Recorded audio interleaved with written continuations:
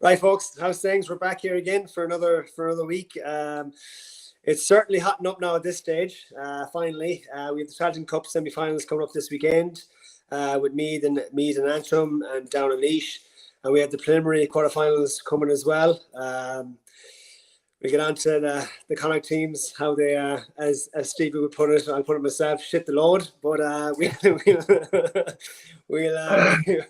we'll Stevie, what's the crack, man? How are you getting on? Not too bad, not too bad. No, it's been a weekend of surprises, I suppose, and it's a big weekend of football. I was looking at the fixtures today.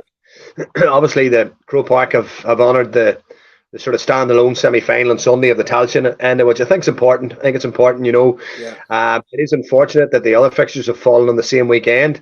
They'll probably dominate the column inches, but it is good that RTE are obviously showing both games free to air, which I think is important.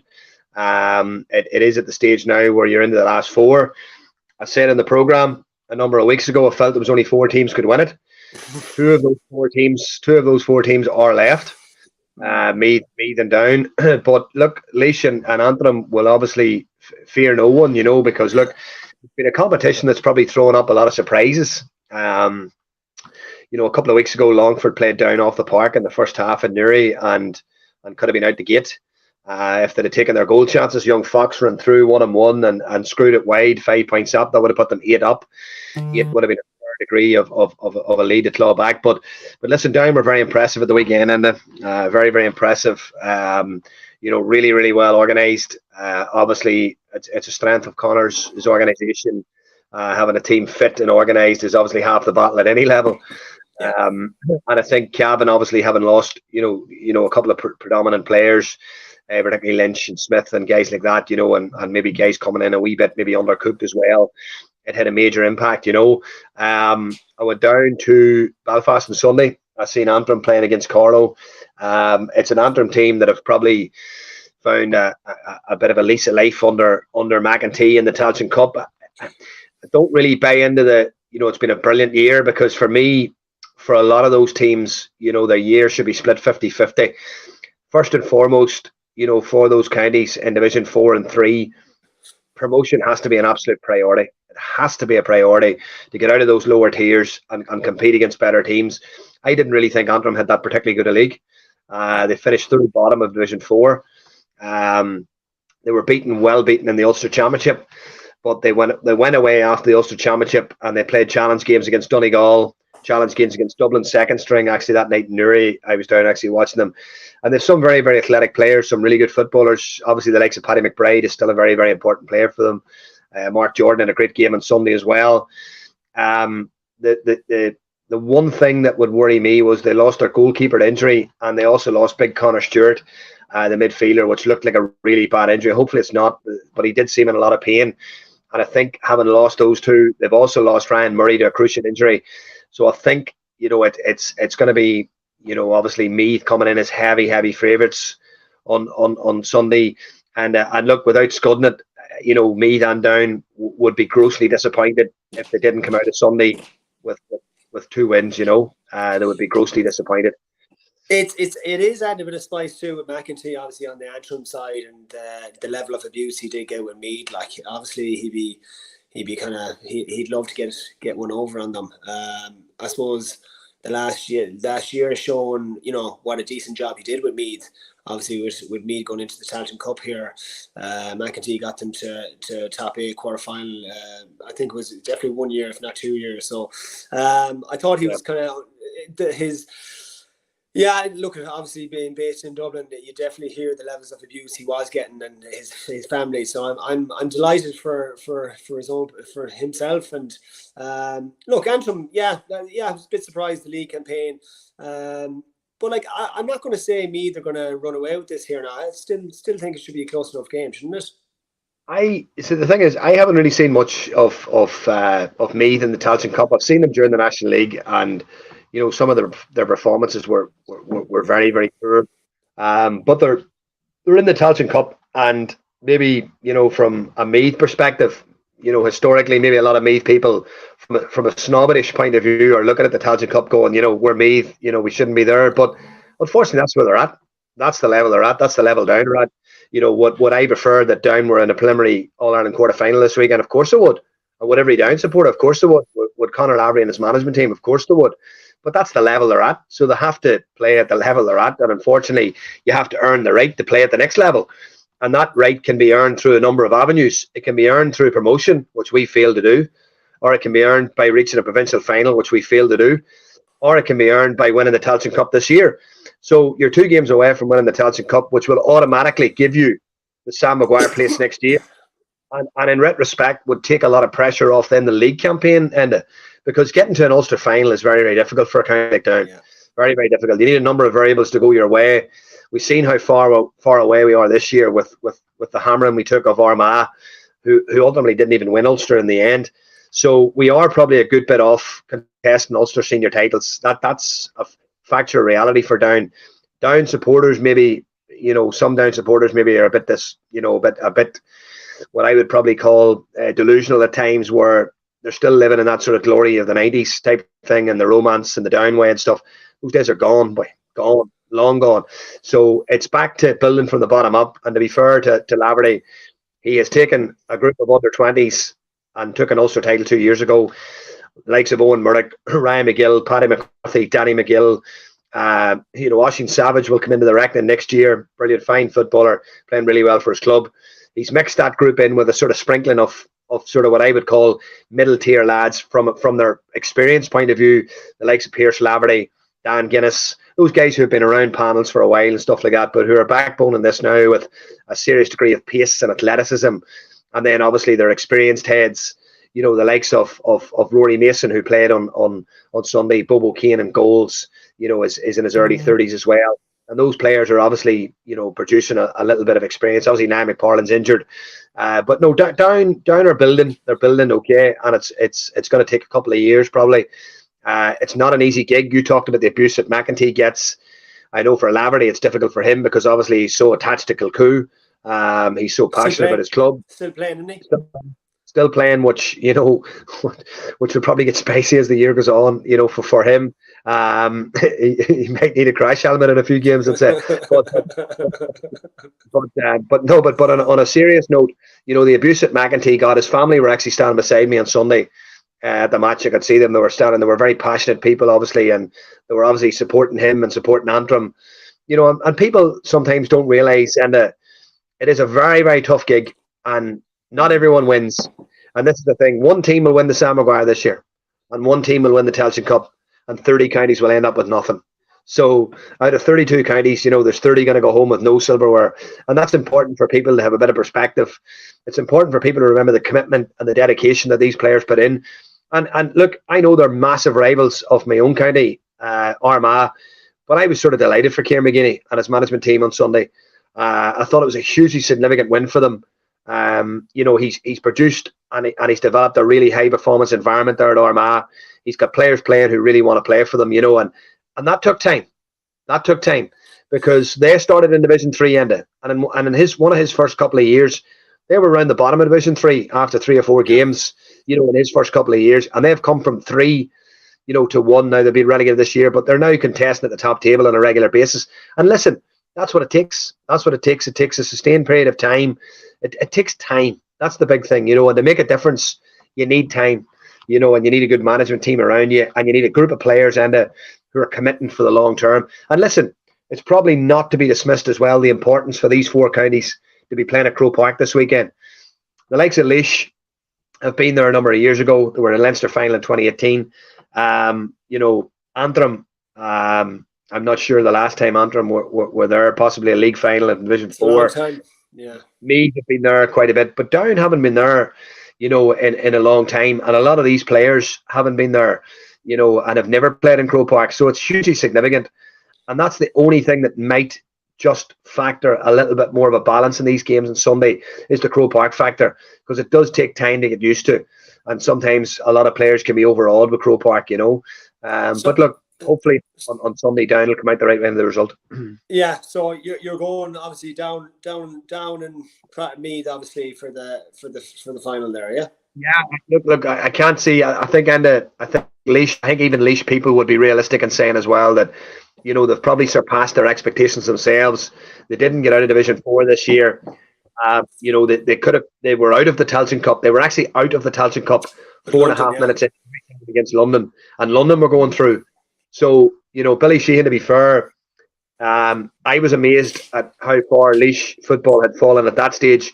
And I posed the question, what has sort of happened, Laois? And I know, the likes of Parkinson there, who would follow Laois football closely, would have said, the likes of Begley and Donny Kingston and, and Stephen Attride and these boys. Them boys have all left, Trevor Collins, Graham Brodie, huge amount of experience and quality. And they've probably been replaced by younger lads who, are only really finding their trade. But look, they still have a sprinkling of decent footballers. Evan O'Carroll's one of the best footballers in Leinster, one of the best forwards in Leinster on his day. He's a real handful. Paul Kingston's still about. Robert Piggott is an absolute dog of a defender. He will give you everything as well. A few Port Arlington lads there who are coming off the back of a decent campaign last year. Who will add a bit of grit and a bit of bite about them as well. So look, they've finished every game. This last 3 or 4 games, they've finished it very strongly. So if they're in the game, going down the stretch, they'll obviously fancy themselves. But I think if Down get their running game over at Croke Park, we could take off. But look, it's a semi-final, and semi-finals are just for getting over that. Yeah, no, good stuff, Stevie. In terms of moving on to the preliminary quarterfinals, obviously the introduction, we're on about a bad weekend for the Connacht sides, obviously. From such a strong position, obviously the 3 Connacht sides finished top 3 in Division 1 this year. From a strong position going into the weekend, we'll definitely know Galway definitely lost the most in terms of, this game, we say the weekend, from the two teams' perspective, is just a nightmare draw, to be honest with you, from both sides, in my opinion. So yeah, I'm thinking it's coming probably a round or 2 rounds too soon for the two of them. Come Sunday evening, one of the big guns are going to be out, and probably one of the top teams in the country is going to be out as well. So what's your opinion on that? I'm going to put something at you, right? This is a little bit like, for me, the way this has worked out, this is a little bit like the old format of the back door, right, of the qualifiers, because this is now, the sort of the last chance saloon with the quarterfinalists waiting, right? You know what it's like, Andy, yourself. You've been a player, you've been in losing changing rooms. For Mayo to lose that game on Sunday, right, in the manner in which they lost, Aidan O'Shea having a free kick to still put them in second place, right? For the manner in which Galway lost the game, right? For the manner in which Roscommon lost the game. Tonight's training session's a write-off, boss. It's a write-off. Tonight's training session is lick the wounds. It's lick the wounds, see who's fit, see who's recovered, start to talk about the opposition. No time to dwell on Sunday. And as a player, yourself, it takes 3 to 4 days to get over a big championship defeat. Even a manager, there's a massive void. Roscommon would have been into that game thinking we could top the group, or we would have minimum we'll have a game in the Hyde next week. Now they're travelling to Martin Queeve, and all of a sudden they're playing a Cork team who are coming in with huge confidence. Massive potential. We talked about it on the show last week. Kevin Walsh, the box kick out. The box kick out was very evident on Sunday. Dismantled Mayo, with their physicality and their athleticism at times. One primary possession caused Mayo serious issues. It's exactly actually where the penalty came from, winning their own kick out. But look, Mayo are Mayo, and I'm not being disrespectful because obviously you've talked about this before. People are talking about this, it was a real Mayo thing to do, but it shouldn't have been a fucking real Mayo thing to do because they were in complete control of the game. To be 6 points up with 14 minutes to go is unforgivable. To come out with a 9-point deficit. Cork hit 1-6 without reply. Where's your game management, Enda? Where is your leaders to take control of that game and say, right, whoa, steady the ship? I know they conceded the goal straight away, but they concede 6 points in a row, and to go out to possibly perceivably go out of the competition this Sunday away to Galway, who a couple of weeks ago we were saying was the one consistent team left in the competition. But for me this weekend, I will be so interested this weekend, outside of Galway and Roscommon. I'm looking at possibly Kildare beating Monaghan, just from the point of view being that Monaghan will be devastated to have lost against Donegal. Kildare will be absolutely bouncing after beating Roscommon. They're back in Tullamore again. You'll have Cork at home to Roscommon, who are coming in flying, right? And you will have a resurgent Donegal, who I actually tipped last week I don't know if you remember that. And I said that Donegal had shown they'd shown little sort of signs of their old form against Derry. I seen enough against Derry to say that they could beat Monaghan, and they will be delighted with that draw because Tyrone have a terrible record in Ballybuffet, and at the minute there's just something not right in Tyrone. And I would go as far as saying that you could possibly see Roscommon, Monaghan, and Tyrone all bow out of the championship this weekend, and that would have been unthinkable last weekend. Yeah, look, I suppose getting back to your point with the management, we say team management with Mayo, the Mayo loss, like obviously 6 points up with 14 minutes to go, and even the commentator basically said this game is over. I just thought it was just a small bit of inexperience from the young lad Donnacha McHugh in terms of he's only a really good player. Colm O'Callaghan, he just dived in for that ball around the 45-yard. If you just let him have it, there was plenty of Mayo lads around him.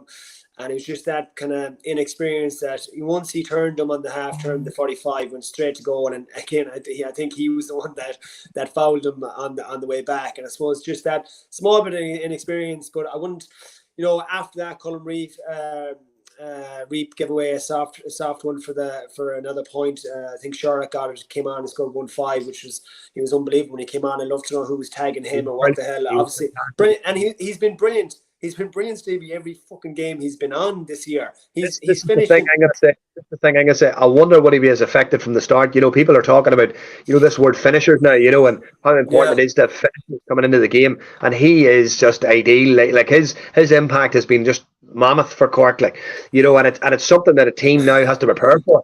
When you're talking about the matchups this weekend, Davy Burke will be thinking, right, when he comes on the field, who's going to pick him up? Is Staggy going to pick him up?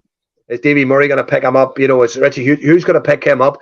And that it just causes a little bit of panic, when you have that impact coming off the bench, Yeah, big time. I suppose even with Cork this year, like John Cleary, like they've never lied down. Like a team that didn't believe they're 6 points down with 40 minutes to go, they still kept coming. So it was unbelievable to see.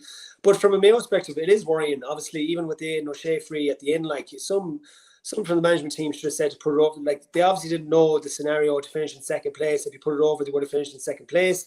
It's just to score 1-11 after 57 minutes and to score, obviously to go no score in for the rest of the game is a worrying sign. Well, I think you're right in terms of the box. I'm going to ask you as a member. You have a very, very illustrious management team there. You've got McStay, you've Donny Buckley, you've Stephen Rochford. Stephen Rochford went to Donegal, and I could see, I was sort of looking for his fingerprints in that Donegal team, and I don't know if I could see it right. And I'm looking at this Mayo team, and I'm thinking, right, what has changed? Certainly defensively, they looked a little bit more organised and structured throughout the National League. But you called it, and we chatted about this. Their lack of probably structured attack. I know it was highlighted the weekend. Their ability to maybe ask questions of teams, maybe go to the corners, maybe probe, maybe have a strike runner coming up the sideline, and maybe just something a bit different where you're asking a few questions. It seems to be a very one-dimensional attack again, particularly when they're with a team who are stubbornly defensively. Now, on the flip side of it, I'm going to go from a coaching perspective.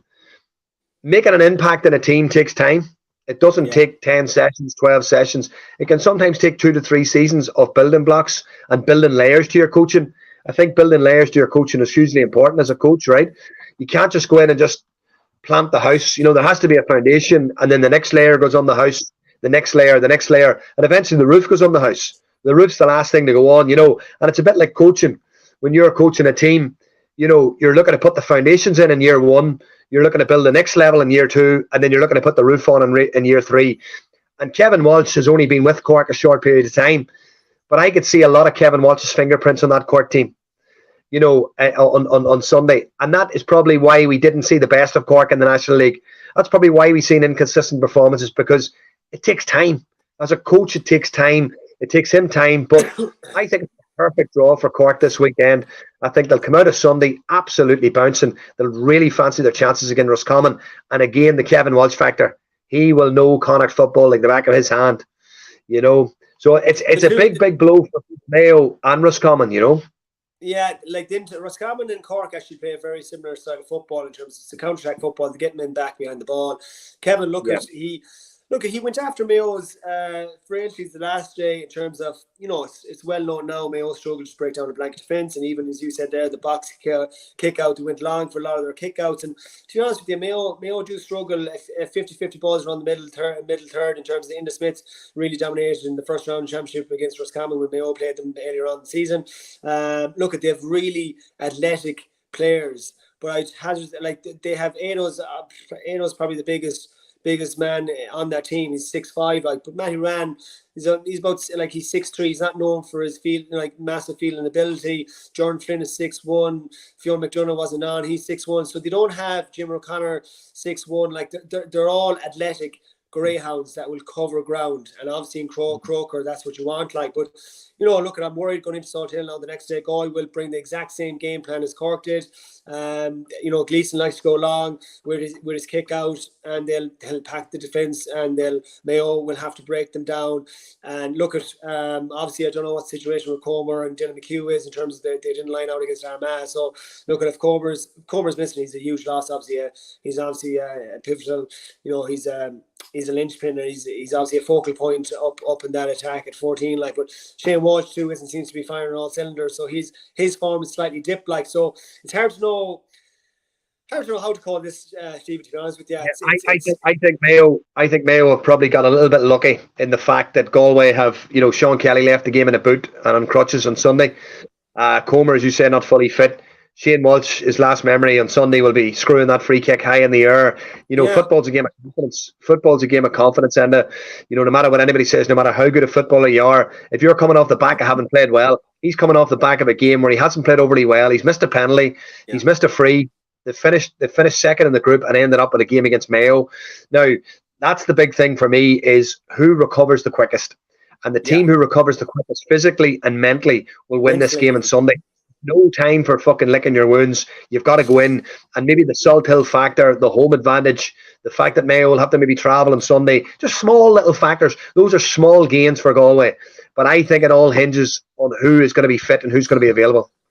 I will say, I read somewhere today, which I believe that the last 4 outings in Salthill, Mayo have won 3 out of the 4, and the last 4 outings in Castlebar, Galway have won the last 3 out of 4. So the away team, whatever the fuck it is, seems to I don't know, it seems to have the advantage there. So no, Enda, because you know yourself from a player perspective, some grounds bring nice memories, some grounds a player there is pitches where you play well and pitches that you don't play well, and there's pitches that you favour and grounds that you favour. And if Mayo have that Segi coming in on Sunday, and look, both teams know it's do or die, and this is where it gets really interesting.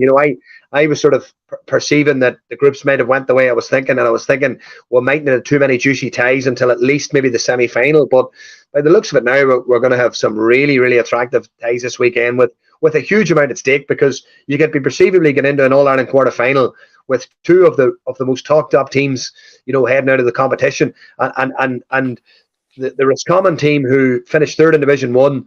There was a massive talk about Roscommon as well, possibly breaking the glass ceiling, getting to a semi-final. But they're under serious pressure now to even stay in the competition, They're under serious pressure. How do you see that one going? It's as you said, mentally, it's how people prepare this week. As you said, licking the wounds. You have to, the team that recovers, I'd say mentally the quickest, Stevie, and just gets on with the job this week and doing the homework on the team and what they have to do as a collective.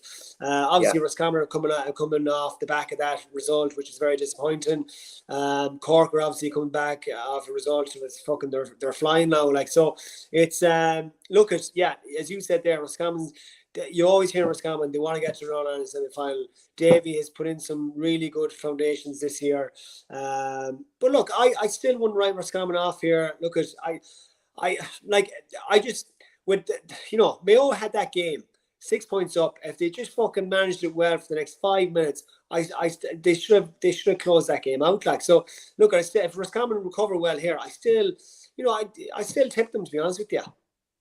I know. Well, it's look, I think that obviously the experience of having played Division 1 this year, having played at a higher level as well, could stand by them. But no, I think it's going to be difficult, and I think it's going to be difficult for them to really lift it.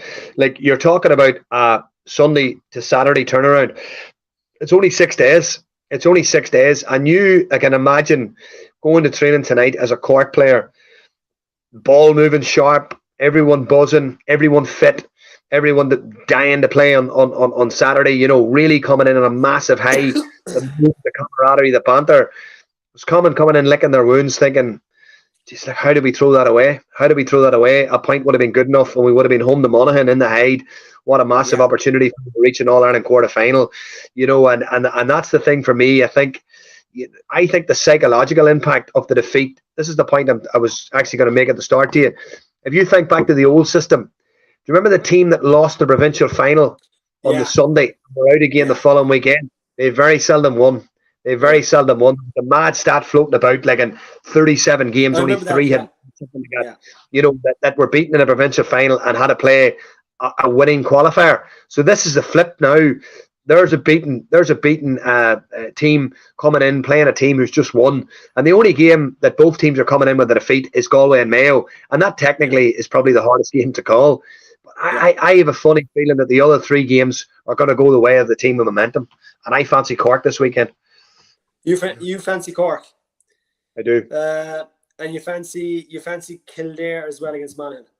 Well, this is the thing, right? There was a lot of talk after it from Flynn and a few Kildare players saying, people have questioned our bottle, people have questioned our character. We had to stand up the other day. We had to do this. We had to do that. That's fine saying that, right? But one game's not enough. No. But honestly, one game is not enough. You've got to do that on a consistent basis, and that's the infuriating thing for Glenn Ryan and Kildare supporters. The football is in Kildare. It really, really is. I've always said this, Enda. There's an abundance of football in Kildare. An absolute abundance of football, and probably Sunday past, it was squeezed out of them. Maybe the Davy Burke factor had an impact on the game as well. There was probably a bit of internal motivation, but it shouldn't take that, Enda. It shouldn't take that, and the inconsistencies.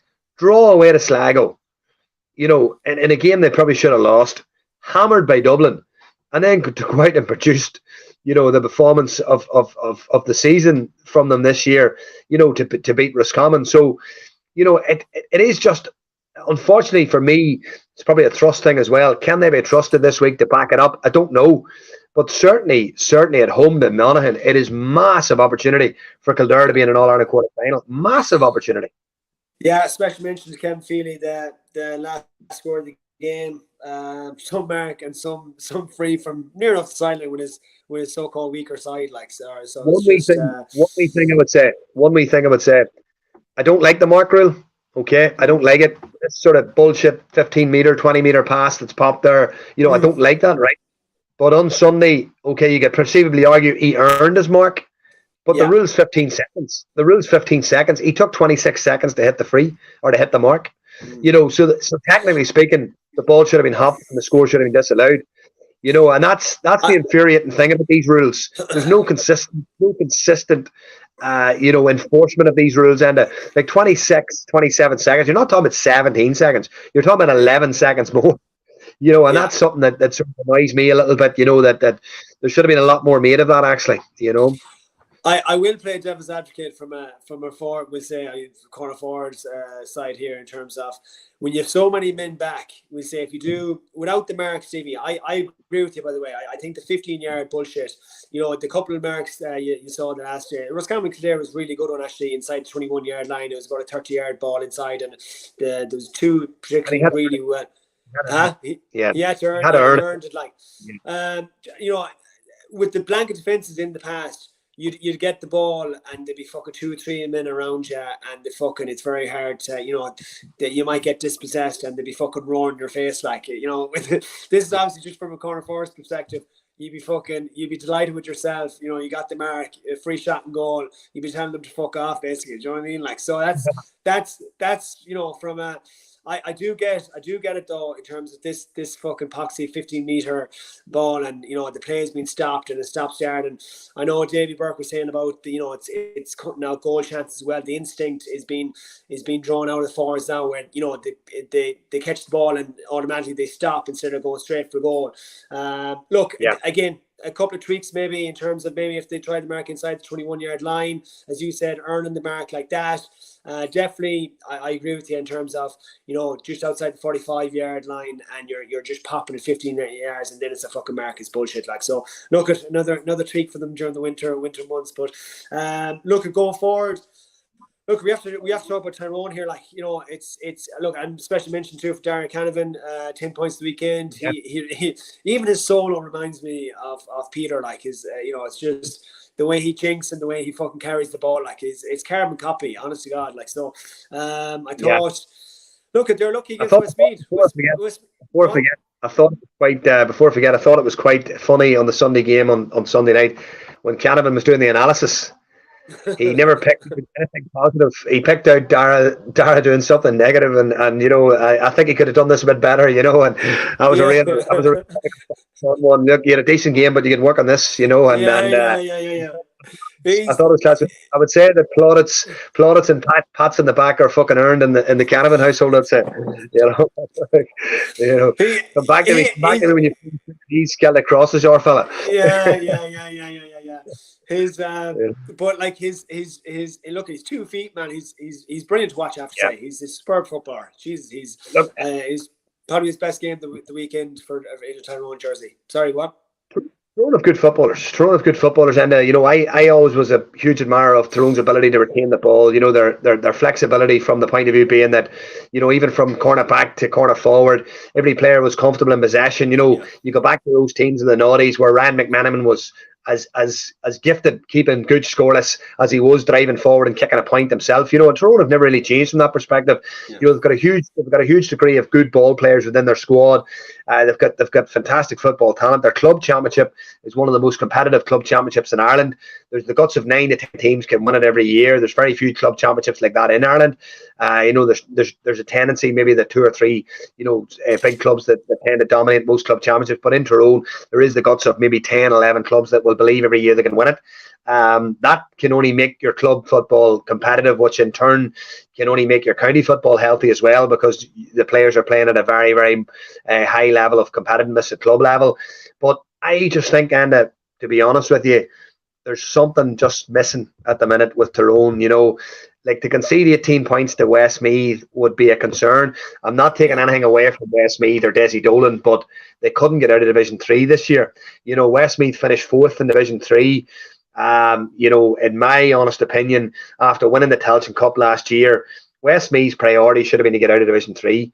And they couldn't beat Fermanagh, they couldn't beat Down, and they couldn't beat Cavan.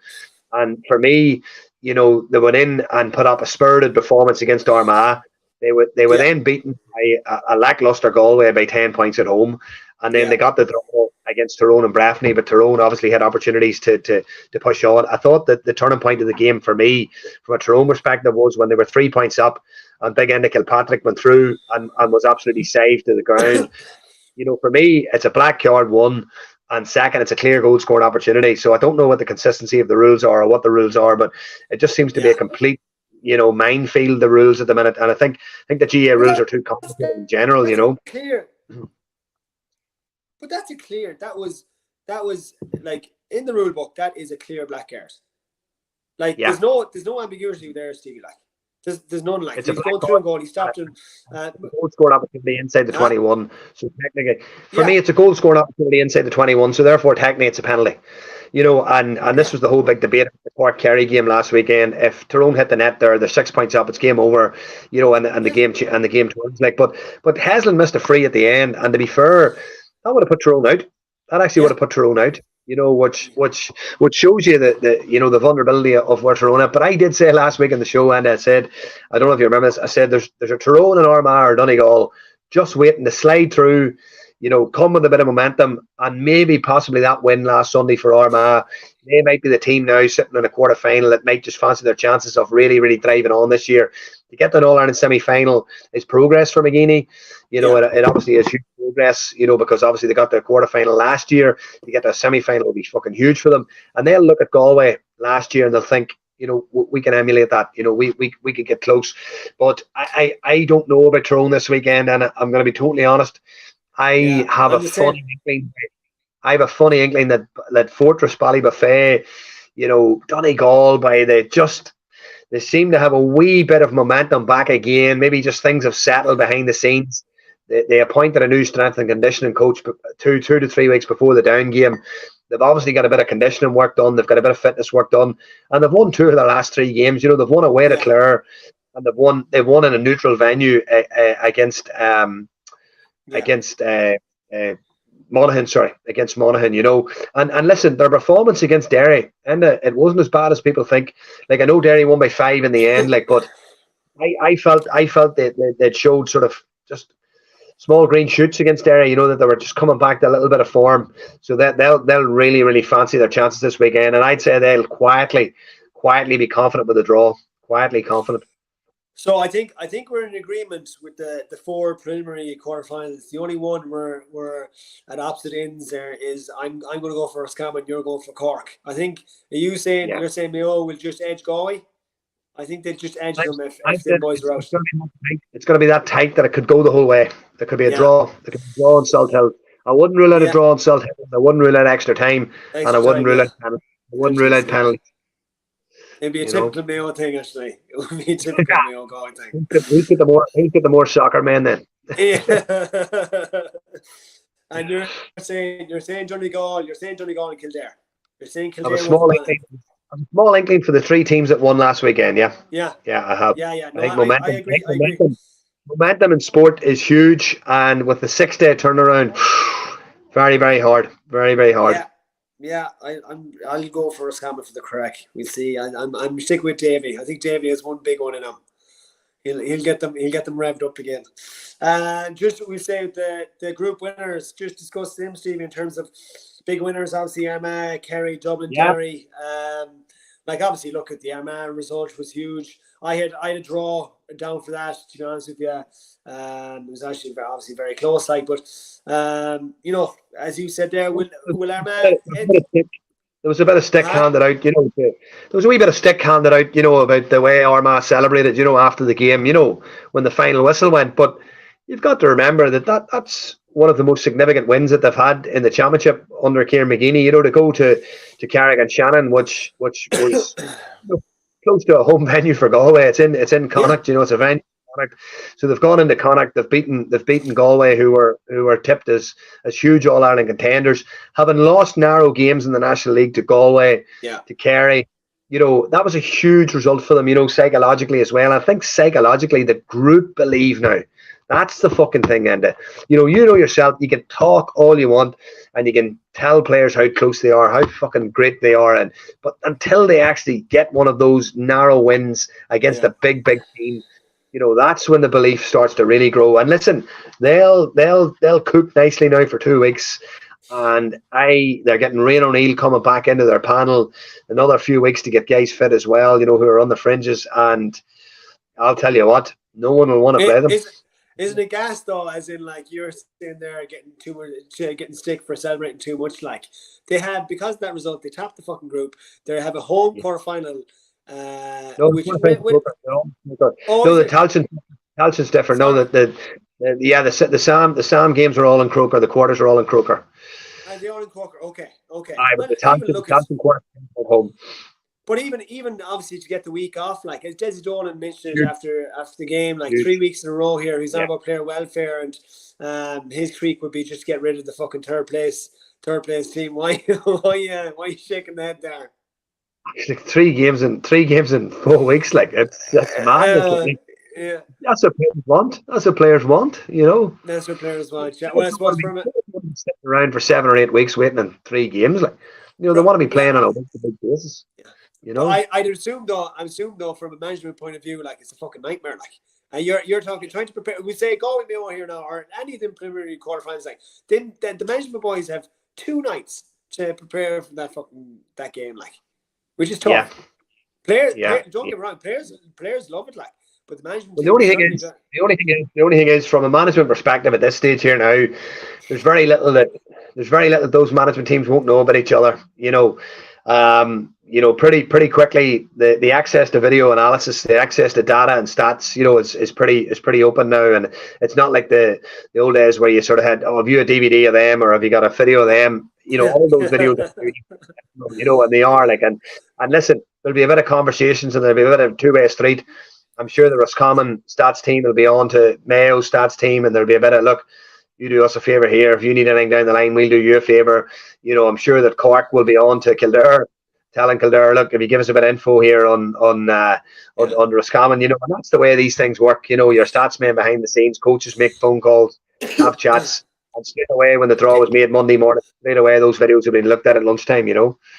Davy Burke did say actually last year, or was it this year? I'm not sure, but he did say that he's a WhatsApp group with other managers in it, and to prepare for teams, they'd be bouncing ideas off each other if they played a team. It must be inter-county managers in a WhatsApp group together, which is probably a bit. I was surprised when I heard it, to be honest with you. But bouncing ideas off each other, it's he said himself, it's a healthy way. You don't. Not one person knows everything, so it's good to bounce ideas off each other, which I thought was kind of refreshing to hear. I was surprised more than anything else. There's a few boys that if they told me that it was fucking dark out there, I'd have to go out and check, Trust,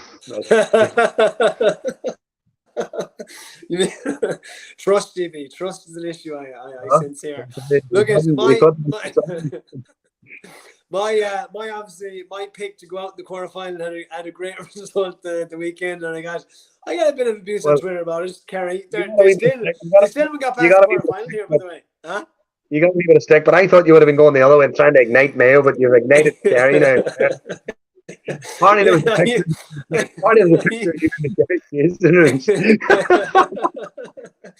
Now, look. Look. Let's be honest. It was always going to be difficult, and it was always going to be difficult for Louth and Sligo. Like it really was. You're working off a smaller. Don't get me wrong. They still have big panels, but I'm talking about from a quality perspective. I'm sure that it's probably a lot easier in Kerry to go to number 26 or number 27 than it is maybe in Louth or Sligo and these teams. And to play a wounded Kerry, was a game probably that just wasn't the one that Louth wanted. And listen. Yeah. As good a season as Louth had, a large part of Louth's success was built around RD. A lovely venue for football. Don't get me wrong. I was down there at the game against Derry this year. I went down. I thought it was real friendly people, very easily accessible from Newry, half an hour up the road.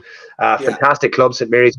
But it's a field that played, quite slow. It was a field that could be defended quite narrowly, and that was a huge advantage for Louth this year. Huge advantage, and they could have beat Derry that day, But I think for me, it was probably where they're at, at the minute. Like they're a million miles off that sort of top bracket, as are a lot of counties. And when Kerry get a run on you, and they just you're fucked. They go to town on you. They go to town on you. There's no let up. Like even the way Clifford fucking burst forward for that score, to get off the man's shoulder, like it was absolutely phenomenal. Like he's really good pace there. He's fucking lightning. He's so strong, physically athletic, but look, regardless of what we all think, they'll be thereabouts. You're looking at Kerry, you're looking at Dublin, and listen here, it'll be interesting to see who comes out of these games of the weekend. But the 4 quarter finalists, Dublin, Kerry, Armagh, and Derry.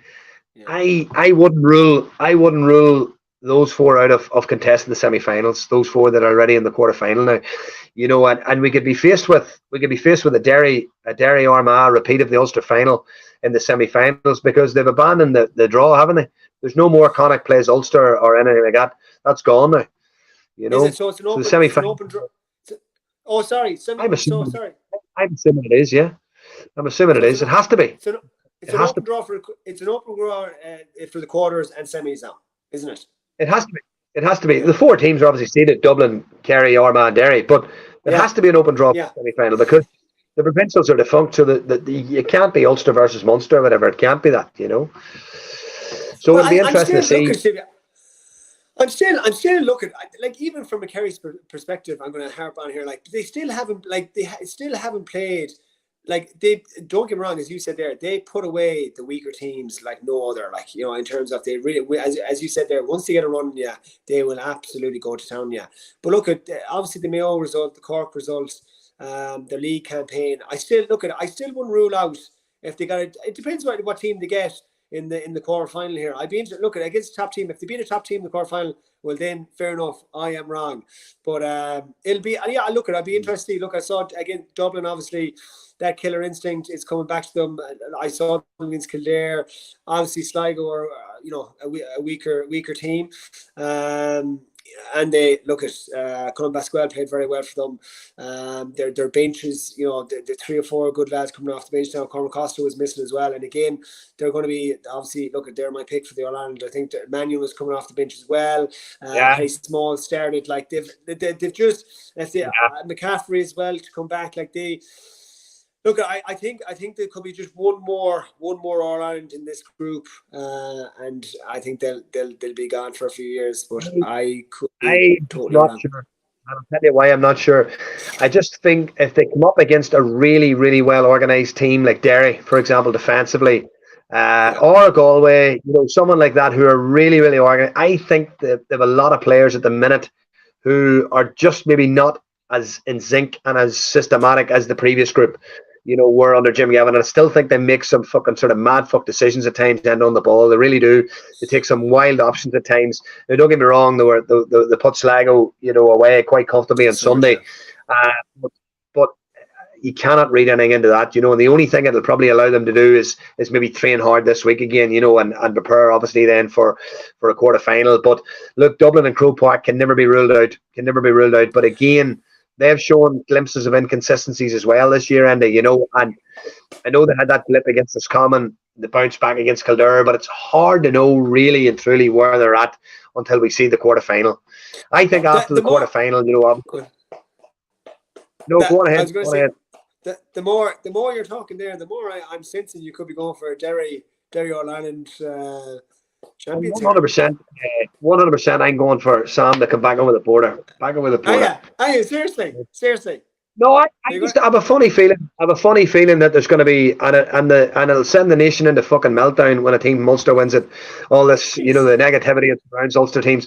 I'll tell you, it'll be class. It'll be class. It's not just Ulster teams now with the negative football, by the way. But anyway, go on. No, I'm only keeping you going. No, listen, I do have a sneaky feeling. That, like, look, and it's like anything, you know yourself. Sometimes you have to get there before you can get over the line. And Derry had that bad experience last year of the semi-final. I think they've matured as a team. Obviously the whole Gallagher thing, obviously in the middle of the season, they've obviously have a very mature group of players who were able to deal with that, move on, and keep producing those performances, which is testament to the group of players there, because it shows that they're a very mature bunch, and obviously Kieran Meena has slid in there. He's been around. He's a very, very astute coach, and that's been a smooth transition for them. So for me, Derry will not be far away. They'll get an opportunity now to get a bit of work done over the next few weeks. Yes, there's question marks over. I heard, I can't remember what pundit it was, but someone talked about, my worry is that they've only got Shane McGuigan. But the fact is, they should be delighted that they have Shane McGuigan. There's a lot of counties would love to have Shane McGuigan. So I don't think that's a negative. I see that as a real positive, that you get a marquee forward, because that marquee forward can actually distract the opposition's best defender and maybe a +1 as well. And that frees up other opportunities for a Niall Loughlin or an Ethan Doherty or a Conor Glass to come late, or or Paul Cassidy or whatever's playing a great season at centre half forward. So there you have it. Even McFall now is back in the reckoning and he's playing closer to goal. Paul's a very, very they're a very strong, powerful, athletic player as well. So Derry will not be far away, boy. They'll not be far away. And again, it depends on the draw. If Mayo come out of this or Galway come out, no one will want either of those two teams. None of the, even Dublin, they'll not want a Mayo battle with Mayo. They'll not want a battle with Galway. But if it's a Kildare or a Cork or possibly a Donegal, then most teams will be sort of rubbing their hands, thinking, we'll cope with that, okay, particularly those 4 quarterfinalists. But I think no matter who comes out of the draw, and I think the 4 quarterfinalists are probably going to go into the game as slight favourites, depending on obviously what comes out of the Mayo Galway game. Okay, man. On that note, we'll see the carnage. What happens the weekend, and we'll be back here next week.